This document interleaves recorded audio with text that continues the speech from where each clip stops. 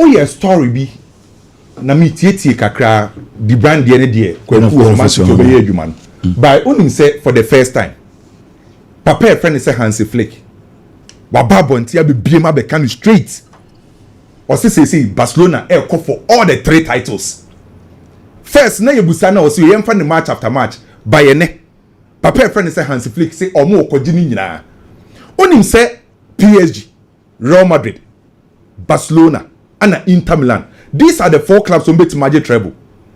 Coach Bienu how wait meeting in sense in Buaka so bet magic. A Hansi Flick in Kwana Yenene. Me pe the mentality or impact of Barcelona. Na me say Kebim Ken. This season say Hansi Flick to me the Barcelona. I get treble na me him about you saying na.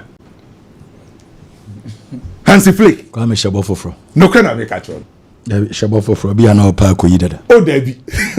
Me say o to me the Barcelona. I just treble this season now. My body is sending me. Nti opa fasha so say ube yi wabodwe sending na no you trust Sakura. There is Sakura there. Kwame ani na beja tum. Ana ehun se modu. Body e wo shebo TV kase so shebo amodu. Ube yi wabodwe sending witini na Sakura na hu. Ai meye. Me patro kan ye na ye. Say Hansi Flick. Etimi the Barcelona je treble a. My body is sending witini na o se bi. Obeyi ni sesen. Ni yini kwabo. Utiri hu nyina kwabo. Ken. Unima de konti ameka sa. Nkuto afa ho. Da bi nkuto bi amesro. Unima de konti ameka sa no. He, Barcelona team we on Ken. Menye sure say obi da sundaye da say ene Barcelona ebitima kaso beje treble. Baby omodu ye. The last time you know this ankomo ne say Pep Guardiola team na odeje treble no. Enye bi ni o. Luis Enrique team na odeje treble enye bi ni o. Now come forward doubt with this Barcelona team. Oh, Hansi Flick. And then Hansi Flick. Adane, I'm a Barcelona doubters, no. Or maybe Dani believers. Okay. And yes, you're but news on your Hansi Flick, news in your Kwame Dela, and some what day Atuja, and no, and Yamia Duma. You may say, and 1st June, 31st May. Na young dear Nina ABC and Ajumo. Okay. Young fairness you. There's a Omunya dropping trophy back up pass will be any so. G2.5 for Crabby. When you can double sway. Double the Debbie. Trade trophies. As a trophies. Maybe a double make us Copa de La Liga UEFA Champions. Kwame be anything in Sakura. Nobody singing our be. Eno ayeti no yem fa nso na aye shake mra na owia mene aye bigi enso edinkomo bigi de ontime hyamebo na sabo no kwhia wan hwia na ya mana aye saade no okay Adolson ken me da say me sam no doso na ma me sha say you see abra Chelsea elusu Antonio Rudiger they had also lost Andres Christensen one particular window. Who's maybe we won't say you for the guys and to me yeah young cry omo ayidi won't say it's a graphics and the number 1 yeah me patro omo mama Kwame omunye Kwame picture bia onti niti Sakura mama hadi na man fanto TV no so na me say be say omo timi yes you know omo photo bia omo tibeti ndi youth ni na ya imunye ni bisisi na omunye bi mama hwe say be fanto TV say be say say in case of Seba Sajewe na edoze to so ma betimi ayesisi obi kura betimi aye bia send me me say mo fan send ye ni mo betimi da send me social media ye on pa bo say etabasechi okay Chauti one my obeti wa okay Ken you see abra Chelsea losu Christensen and Antonio Rudiger no that time na fe na Todd Bowley mu aba so discussions no ekosi Wesley Fofana so say akora no ni ball ni bo but you see Wesley Fofana no na Ken wenya injury bia e wo Leicester City no mo ball pre-season game no what na fie 7 months it's your match ya we season Chelsea for some open no that time na Granovskaya and Peter Cech wanted to leave Chelsea. Watch this very well. And actually Granovskaya ka so beto aso ya one no sanso ba say onye bio. So Todd Bowley had to become the sporting director sa window no. Listen to this. Time Wesley Fofana about Chelsea no. Wanye medicals Chelsea for medical room wo. Todd Bowley say akura we press 7 months into one kasa say akura me dey go US because not our doubt. Chelsea had agreed 70 million pounds with Leicester City. So catch Leicester say, "Try you go check akura because you our doubts kakra." Ken. Player Chelsea what doubts are you didn't go US. Say you go check US because Chelsea they are lost 2 centre backs and America you know. Rudiger say omofa Koulibaly say Koulibaly replace no Christensen there no na Wesley Fofana after Wesley Fofana Brian yakoye check US or buyer say injuries na it has become worse. Me no can say what's not fear about 95 games how Wesley Fofana somebody sometimes you'd have to move on. I'm telling you this because say Obakakra Eda weni da so all picking form no na because he's the senior guy among Chelsea for centre halves no also no na senior man say but the injuries are too much and the Kwame Sanso Kotia almost see Iprano looks worse. Oh look it's sad. These things they get me sad. Say, Wesley Fofana, very good player, but the kind of injuries, where you see, who pressing now ni ball. No time will be and say, now you are not available. Sebi. If I so be this right to say, John Stones not in Manchester City, no. You ni ball, but time will be and you be here, no. You are not available. So what is the point? But is the Chelsea are in the market searching for centre backs. To be very honest. Ken, make a pass. Say Chelsea, whoever advised them some comfort Trevor Chalobah or boy Chelsea, say yes, sir. In KB a season, they could have been worse. Well, I'll come back to the Chelsea Tottenham Hotspur game. But Ken, me pacho, share me a Manchester City ni. Honestly, sporting director for the CEO for Manchester City no. They cannot erase Manchester City's history. Yami adom. Yasha Manchester City team na che papa. Matter the arguments of Kevin De Bruyne, yenya na statue. I mejitum. Name. Before they even think about this idea. Ain't mean bad say Manchester City aye David Silva statue aye Aguero statue aye Vincent Company statue na Yaya Toure de ya de Yaya Toure akwa say ono Yaya stadium de amano. Now we are going to add Kevin De Bruyne to these guys. What about Yaya Toure? See, sometimes I am embarrassed by this. How do we now say me di ya wo me mu. Yaya Toure ba Manchester City no. One but two players are papa. That time no. Yaya Toure the first City season. Na City akwa 35 years na ya enjoy trophy. City ko FA Cup semi-finals. No. That game Yaya Toure was Yaya Toure versus Manchester United. Single-handedly and the City call final on a share sago. When City went to the final, it was Yaya Toure. See, place ni bi wo they started performing abra team ni peja pa by Yaya Toure time no by na City nje trophy. He single-handedly took Manchester City from nowhere and odun be do sa level bi na enei sa boys na mo from legends no e take it over. 8 years of sacrifice and then mwetwa pitch bi na mo de ato say and na ye the pitch na de Yaya Toure. In any case, David Silva no Mami Kasam David Silva ma Manchester City. Na Pellegrini born as a left winger. Na yebo 4-4-2. Na Fifi na yebo Fernandinho. And Yaya Toure. David Silva ball from the left. Na Samuel Nazar from the right. We know this Manchester history. These guys they cannot erase it. David Silva ever started say Bopa under Pep Guardiola mo. Yeah, ba 4-3-3 Pep Guardiola didn't be now. Central midfield. David Silva was playing as a left wing. On no influence by no Manchester City so. On no influence by. These guys sometimes it gets me emotional. So Yaya dear no one say Pep Kanwana. And your Pep nkwa sa Spanish guys no Yaya Toure ba na Gary Cook mu na CEO. Spanish guys no so Pep nkwa for. Omo Bonubuga. Oh no, but it's sad. The agent ni influence in some way. Oh, say look dear. No, course we all agree. Say be na ne kasa ni bi wa. Say be na enye.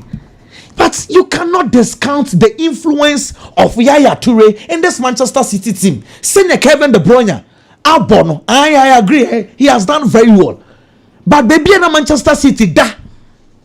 Yaya Peja Manchester City bedu some pension. If Yaya Toure had not done that, I'm not sure Kevin De Bruyne and then will come to Manchester City. Okay, okay. Ken. Enzo Fernandez, me pesa me can some kakra. On say we are number 8. Now we number 2. Now we number 3. Debiano omuye overlapping. Now omu invent say emba midfielder. We are number 8. Now we say goal. Now we are assister. You find say a normal. For instance, Dani Alves, Abidal, omuko.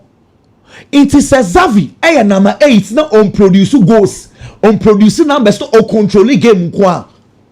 We are okay. Assembly anyhow.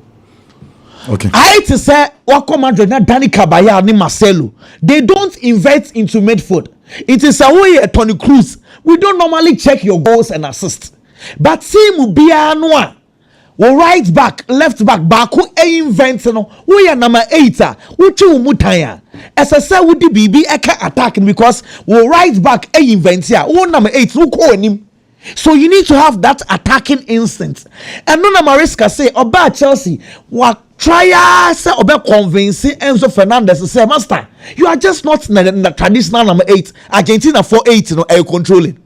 To say the name about Pedro be no dey assist the goals by Ebeka because the number 2 the number 3 Kunde and Alejandro Baldi they don't invent, but Chelsea time will be as a cuckoo invent here. Who number 8? You need to be very smart. Let me tell you something. Frank Lampard adie bakwa up to now. Frank Lampard ye unique kakrani say. Sa Lampard bought Chelsea number 8 now Joko bought as a 10. Lampard knows how to read them. He's very intelligent. It's he usher the movements of Didier Drogba. No usher the movements of Joko. Certain will be a move. There is always a blind spot. Sa blind spots a responsibility as a number 8 say occupy that position. Who occupy what? Who benya goals? And I was very glad. Her time I bought one. Kopama far one. Na Nicholas Jackson, na Christensen, and Van der Vino Moshe, Nicholas Jackson. And the blind spot was there. No, the coach na say, Charlie, ubo number 8. Ubeti nyashe, ubeti nyako. Ni mamdo as say. And you saw Jude na. Oh, and yes, I saw ye. And Jude na says also Jude did me number 8 for ni as I say. Minye hu obi a ne niso ni star say dan be catch say me hu Lampard su e wo Jude mu because he always knows when to position himself in the box. Sa de na coach na say Enzo free style na me bo Pedri bu body bi me controlling kwa manya sister obi an kamasam. But at Chelsea you were bought over 100 million pounds. At the end of it, numbers plays the game. It is a idea. What's that say? A year so far so good. He needs to up it. Me assure say goes once what's that say action e be ne dem o. Yes, but Chelsea just we I show me. I will be the Abraham Nyamfe. But some of the bobo say no who picture say fa na wa dwema so. Oh evo. Oh dabi. Na say ne bi wa. Say why ben but omo de bobo efe pa. Say cameras. What be say me kan bi mu obi bi mu sise bi obi. But okay, event so. John news because team baako a Chelsea nsuru omo kra recently Spurs baby on bechi Spurs bia na omo bo omo so Chelsea win no ense da nya ade na eye mwawa bebre nemum na 3 points ni very important at the match Chelsea bobokuo no because say the race a obi adi rain for the top 4 no very important already so we check Premier League log na top 4 no Liverpool dey be into the top 4 Arsenal be remain to the top 4. The next 2 clubs on back ko Liverpool ni Arsenal ho no. Sa race ni mayehye. Say Newcastle wo mu bi. Nottingham Forest wo mu bi. Chelsea wo mu bi and Manchester City. So about bare 4 clubs. Omo nyina chase say on betime remain into the top 4. So it means say Wow, be drop point biano, ebe ha wadwen. So Chelsea getting that 3 maximum points, no, na very important. At the match Chelsea say a bit memo into the top 4. And me no work say Chelsea after a win, no, wetimi sell rim our year back into the top 4. A honey name Chelsea can me personally me person me who Chelsea next season in the UEFA Champions League. Me a pretty sure say Chelsea fans don't do omuti omo hwe no omo which ni yes ye bebo season ewie no na ye can next season UEFA Champions League ye person who Chelsea wo ho. The last time obey a story you be say Chelsea how am I drop it from UEFA Champions League points no baby I know mo da any baby am I drop ya ba no tia na etaba from because of recently how are Chelsea ain't mean compete at the highest level.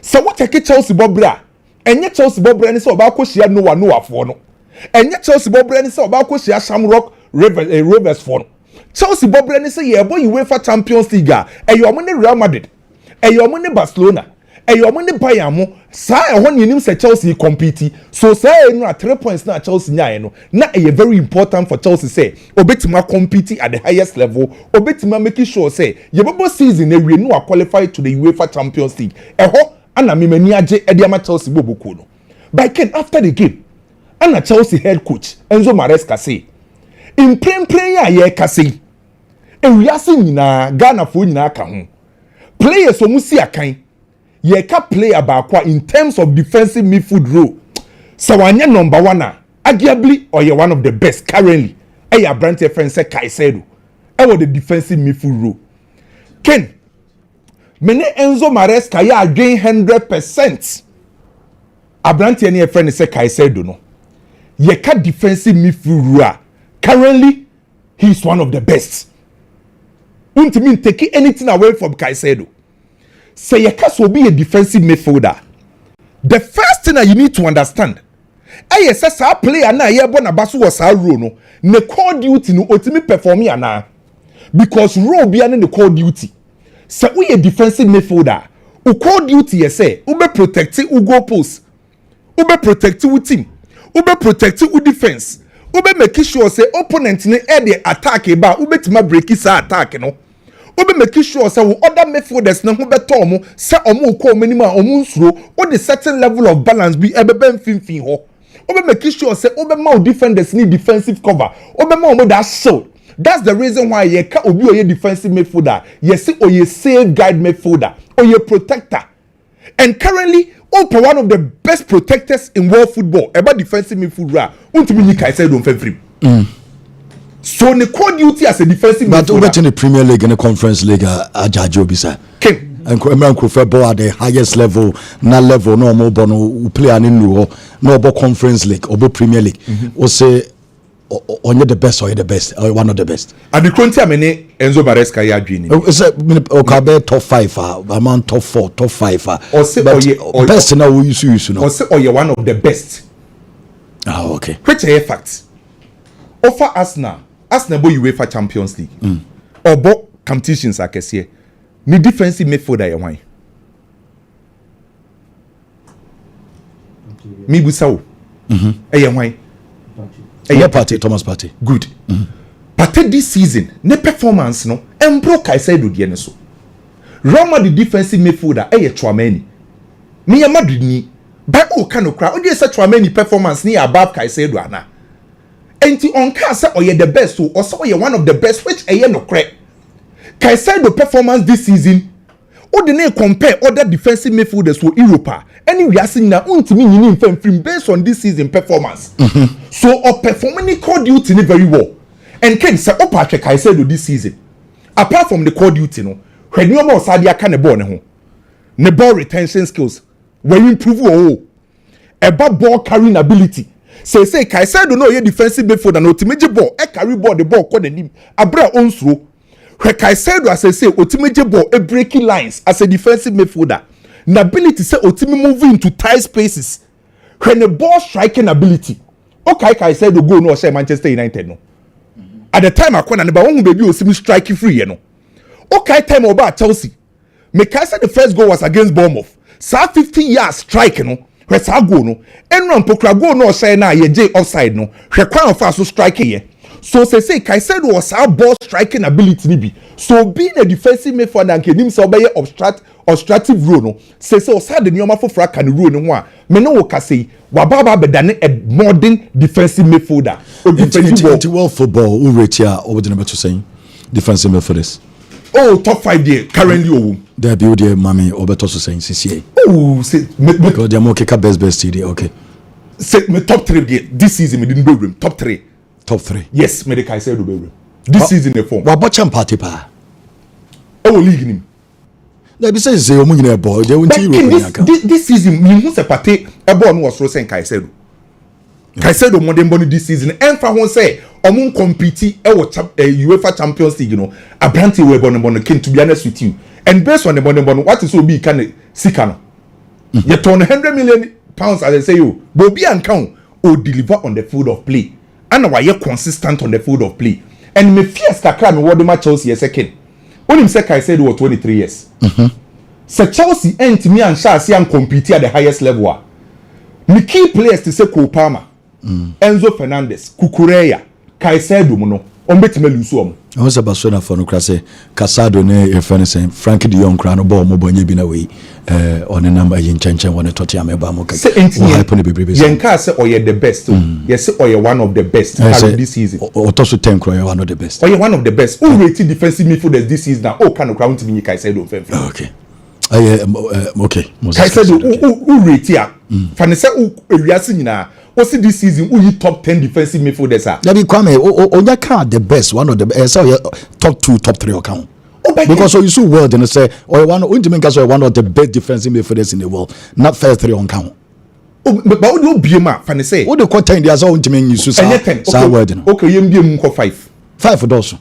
BM 5. Say acquire 2, 3. Oh, they be BM 5. Okay, what they count. So BM 5 na busa say Caicedo do bema. Yenye fair to this guy. This season boy na performing. Sure. Menka say oye number 1 no. But me gitum say oye one of the best this season. Okay. This season, but me fears kakra what Chelsea say. So mutira anye ya na o man sha say am perform at the highest level. No man jim crew a and we ombe lusu ko pa. Ombe time lusu Enzo Fernandez ne Caicedo because players no omu hia success. Na pejo omu. Ko pa ma to we. Se success na mba ne titles amba obetima ko baby obetima nya saade no enti enu na good for Chelsea ken Bruno Fernandes amu say Enzo Fernandez Bruno Fernandes promise say e Premier League no Enzo Fernandez promise Bruno Fernandes what e Premier League the battle World Cup on come born on England asem na no moka ojitum sir Managerial to move over Casa. Omo in about the same position. Looking at the numbers, there be Omo in about the same position. Enzo ni Bruno, Omo in central midfield. Okay. Enzo ni say what timo. And on GG individual awards na be. Enzo and say Bruno. Bruno asem na making. Bruno Fernandes here. Between the two there, Bruno Fernandes more than one was so. Bruno Fernandes is only a right man in the wrong team at this moment. And only need difference no and until the last time I make say but get team name performing team a wo hu no bebre no okọ team bia obi e perform ya obi hu ni sa ken e honom ne kwampo no obe say yi ne hom more okay because the number of chances that Bruno Fernandes created are Manchester United strikers in team here so obo team a omo strikers omo ye potent enough more efficient and o create same chances now and can the numbers now we prove and after what provided for Manchester United no possibly and can some numbers they was so and they change their Manchester United says here because and no attackers they be more potent attackers they be more efficient and they increase Bruno Fernandes numbers and for me I believe say ko team quality no was so power bibria ken and go be yin more and no so be boa brand anymore ken and no Chelsea game no definitely me na me say yeah Chelsea be winning and Chelsea winning na enya me wanwa because of more recent performances on Tottenham certainly Chelsea has that upper hand Chelsea nsa that team my friend is Tottenham so but after the game in komo e course so e wo post match ni mu and no na atwem attention kaka coach Angel Postecoglou adia ba kunti a yade ade friend say VAR eba football mu ene say ebetimi right those wrongs are eba bra referees no ehu ebetimi right those wrongs are eba bra referees adwene empo eni so there are a lot of incidents ebesi wo game mu ken say one hwe replay ebiema sa incident enya de a obehu enu nti ne de va bae say they be correct those wrongs na say de be ya enkonko ye say decision a referee be take say ye papa o say enye papa o sa decision na ye final. But after the game coach Anje Postecoglou akoka nsembi o say football no say de niam si kone de ebe kakra anhwa ye di AI and ebe baba be referees because those who are supposed to be referees are not refereeing. Referee be decision no kasa about the player papi matter sa go no or say referee agi decision referee jiwie ye no it had to take 6 minutes and say na you overturn decision no ekokoba sa va na ye crazy it is mad and in fact will be any so he's saying all these things just because anyama nko ye amfa ama no on ope bibi no de ahye Anje Postecoglou should accept and admit say ne money more Tottenham ne anyama nko ye mfa ma no after so be raise the expectations of the Tottenham supporters. So any opportunity only Chelsea. As we speak, Ken, Anje Postecoglou and found performance award in the last season. Edeba. Even last season when he was performing, no to be in Chelsea. Se see am no ka say. On only the first Tottenham manager, the first 4 matches against Chelsea, were losing in the first 4 matches versus Chelsea, were losing in the first Tottenham manager to do that. It did clearly. The center is not holding. It is only opportunity after a game. Now go post match. Now go can sembia. Can sembe supporters na ko ba tom yem. No man rally or support behind you. But things like this, so who ko blame referees, who ko blame VAR, and se sahe. And fama papa no. Enti onhe no nya adwuma no wo park so. Ken. Now ka AC Milan asem. Se AC Milan e di nkomo. So mbefa papa e friend say Roberto Di Zerbi. Na possibly Wababa be replace coach FNS Sergio Conceição. Team bia every team. Why against our particular project. Our person will building. Project bia say be mature in its time. It will manage some over AC Milan now. A bit track record in your bad. But when they come, do they get that time to be able to perform for the club? For me, I feel say it is a big no. Mijitum say enchaye in 2022 ya. AC Milan to G League under Stefano Pioli. Mijitum sa no kwe. But when moving from Honum no, the performance of the club and Tessa Sabre ni biom. And Yama Jagudi Yama AC Milan. It is a whole for manager de Naba. I was so for manager be man brand what me aya Juma di amount. This season, Paulo Fonseca and Babesha Yedima AC Milan. Just after 24 matches, Ken, na papa na winning 12. We draw 6 and we lose 6. Almost papa ni money mon konkan and omujane kwan okoye. Sergio Conceição will be taking over. He's also played 21 matches in all competitions. 21 now we win 10. We draw 4 and we lose 7. We lose more than Ayo Fonseca there and almost say onya de nti ono nko. Fonseca enso so enya more wins at the channel. Still almost say ono so enya de enko. Fonseca na okoye no. At least no I get trophies kakra with Ukraine. It's 1 league titles. And all the free one no buy.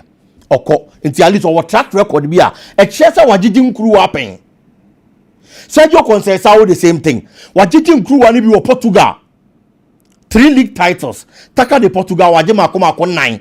And omukofa Conceição buy. So no so mna me adwuma. Almost you no so no money nkonkan no kre. Says you mudi nkomo so omukope Roberto Di Zerbi. Roberto Di Zerbi aye di ne ho nkomo no. He's a good manager.